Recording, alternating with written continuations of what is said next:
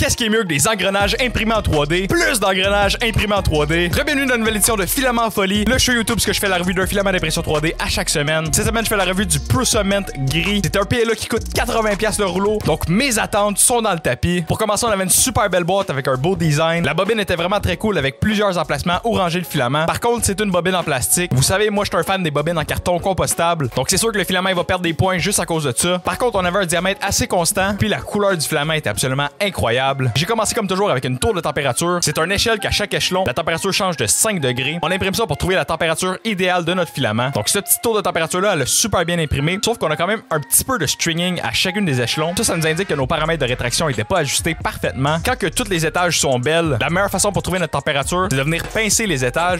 Et comme on l'entend, il y a des petits filaments qui viennent se décoller. Par contre, quand je pince à l'étage de 215 degrés Celsius, on n'a pas de petits filaments qui se décollent. Donc, on sait que la température avec la meilleure adhésion des couches, ça va être 215 degrés Celsius. Pour régler mon petit problème de stringing, j'ai fait 2 tours de rétraction. Une pour trouver la distance idéale de rétraction et l'autre pour trouver la vitesse idéale de rétraction. Une fois que tous mes paramètres de base étaient bien ajustés, j'ai décidé d'imprimer le petit cube de la torture. Et comme on peut le voir immédiatement, on n'a absolument aucun stringing. Donc ça, c'est un modèle qui est designé spécialement pour venir torturer votre imprimante. Si vos paramètres sont pas setés parfaitement, vous allez avoir une tonne de stringing dedans ce petit cube-là. Mais comme on peut le voir, l'impression est pratiquement parfaite. Le seul défaut que j'aurais à mentionner, c'est au niveau des overhangs en dessous. Donc on a quand même pas mal de défauts au niveau des overhangs. Et ça, c'est parce que je l'ai imprimé sur la CR10 Smart. Et le système de refroidissement des pièces sur la CR10 Smart, c'est pas le meilleur. Mais ça, des problèmes de refroidissement, on a ça sur pratiquement toutes les machines. Les imprimantes à budget, ça vient tout le temps avec des petits crises de ventilateurs cheap, comme la N23 par exemple en arrière de moi, ou bien même la Super Racer aussi, elle avait un refroidissement de marde. Donc des problèmes de refroidissement comme ça, on peut corriger ça avec 2 choses. Premièrement, on peut changer le conduit d'aération. Mais selon moi, qu'est-ce qui est le plus efficace pour régler ces problèmes-là? C'est venir changer notre petit ventilateur cheap pour un vrai bon blower. By the way, si vous voulez plus d'informations sur les upgrades que vous pouvez faire sur vos imprimantes 3D, j'ai une section qui s'appelle conseil d'achat sur le serveur Discord. C'est une section où j'ai mis tout plein de liens Amazon, de plein d'upgrades que je trouve super cool pour vos imprimantes 3D. Ensuite de ça, j'ai imprimé un château de calibration de Maker's Muse. Ce petit château-là, c'est un modèle qui a été designé pour tester absolument tous les problèmes qu'un imprimante 3D peut avoir. Pour ce qui est du pont-levis, ça l'a super bien imprimé. On a un super beau bridging, aucun stringing et les overhangs ont quand même très bien imprimé. D'ailleurs, le pont-levis peut tomber avec aucune friction. Le petit labyrinthe également s'enlève avec aucune friction. Et bien évidemment, la porte,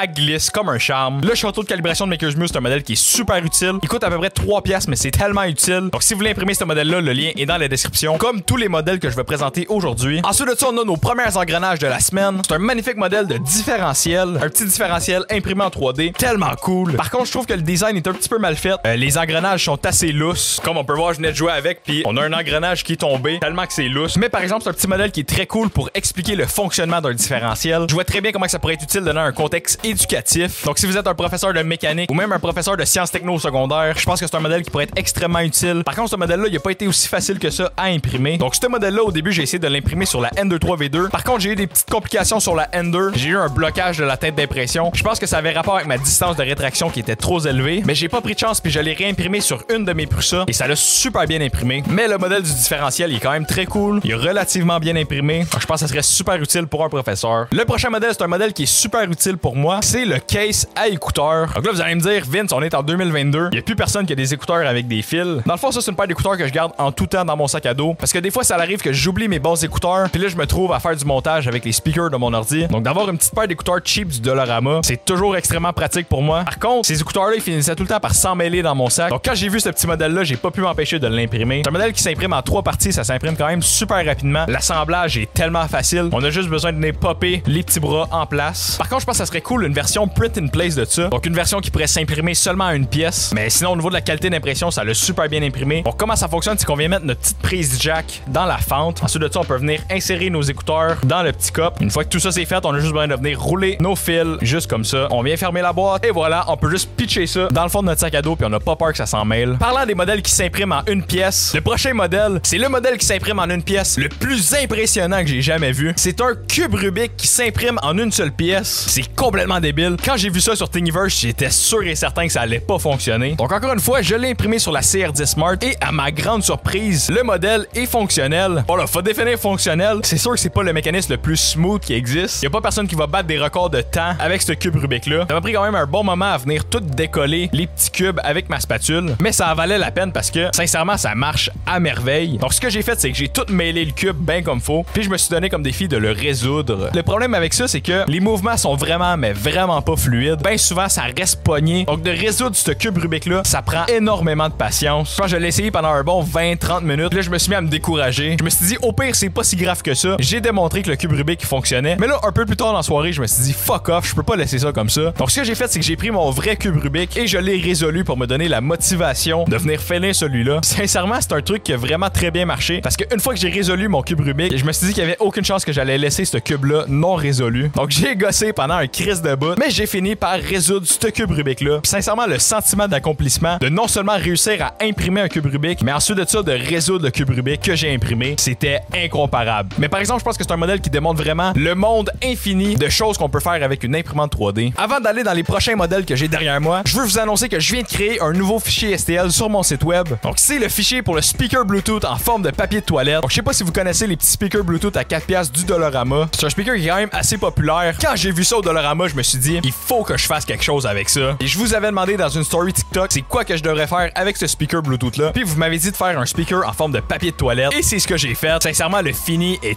tellement beau. On a même toutes les fonctionnalités avec les boutons à l'arrière, avec le port de charge. Mais par contre, je trouve ça crissement drôle d'avoir un speaker Bluetooth en forme de papier de toilette. Mais ce qui est le plus cool avec ce speaker là, vu que le caisson de résonance est beaucoup plus gros que sur le modèle original, la qualité du son du speaker en papier de toilette est drôlement meilleure que le speaker d'origine.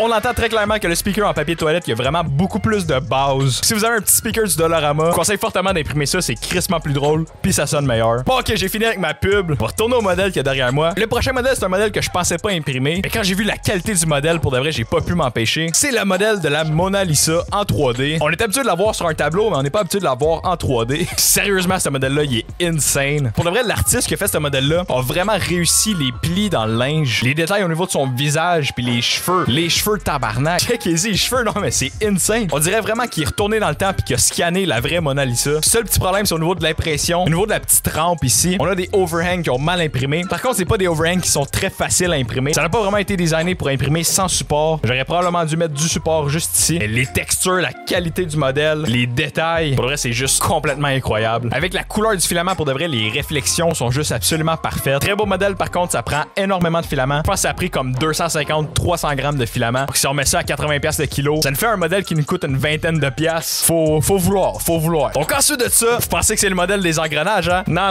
celle-là je le garde pour la fin. Est-ce que vous avez déjà eu l'urge de lancer des scènes noires d'en face à quelqu'un? Mais avec le slingshot à scène noire, vous pouvez le faire sans effort. Pour de vrai, je pense que ça a été plus difficile de trouver des scènes noires que d'imprimer ça, parce que ça l'a super bien imprimé. Pour ce qui est de l'assemblage, les tolérances sont juste parfaites. Ça l'imprime sans support. L'assemblage est vraiment rapide et efficace. Tout ce que vous avez besoin, c'est d'un élastique et d'une scène noire. Par contre, j'ai un peu de difficulté à venir installer les élastiques. Il n'y avait pas vraiment d'instruction sur le modèle envers comment installer l'élastique dans les trous. Par contre, j'ai trouvé une façon de l'installer qui fonctionne. Puis sincèrement, ça shoot en sacrament. J'ai fait une coupe de tir dedans une glacière en styrofoam. Puis ça a vraiment laissé des petites marques dans le styrofoam. Les scènes noires qui partent de ça, ils fly en sacrament. Pour de ça, je pense pas qu'il y a grand chose d'autre à dire. Le petit slingshot à scène noire, c'est un modèle qui s'imprime super bien, super rapidement. Je trouve ça quand même très drôle. Je vous recommande de l'imprimer. Donc, la grande finale, le modèle que tout le monde attend depuis le début de cette vidéo. Le modèle des 73 engrenages. Ça doit certainement être le fidget spinner le plus complexe qui existe. Non, mais c'est tellement satisfaisant. Donc ça, c'est un modèle de JBV Creative. JBV Creative, il fait des modèles qui sont absolument insane. Ce modèle-là, il est vraiment très gros. Je l'ai imprimé sur la CR10 Smart parce que c'est une imprimante qui a un système d'auto-nivellement qui est excellent. Au niveau de la première couche, elle a super bien été. Les 150 petites pièces, ils ont très bien collé au plateau. Au niveau des tolérances des pièces, tous les engrenages tournent extrêmement facilement. C'est vraiment super satisfaisant à regarder. C'est quand même un gros modèle. Ça a pris 30 heures d'impression. À chaque fois qu'on imprime des gros modèles, c'est vraiment très stressant. Heureusement pour moi, ça l'a super bien été. Ça s'est super bien imprimé. Je vois pas vraiment d'utilité pour ce modèle-là. C'est plus comme une création artistique, mais c'est vraiment très cool et ça l'impressionne absolument tout le monde à qui je le montre. Donc les 73 engrenages, très beau modèle, super le fun à imprimer, mais encore plus le fun à jouer avec. Donc c'est tout pour les modèles que j'avais à vous présenter cette semaine. Le magnifique PLA gris de la marque Prusament. C'est un PLA qui a super bien imprimé, la couleur est vraiment débile. J'ai pas eu de problème d'impression à part pour ce qui est de la N23. Par contre, ça c'est un problème qui venait de la rétraction comme je vous ai dit. dit. Quand les filaments ils ont des bobines en plastique, j'enlève 0.5 points.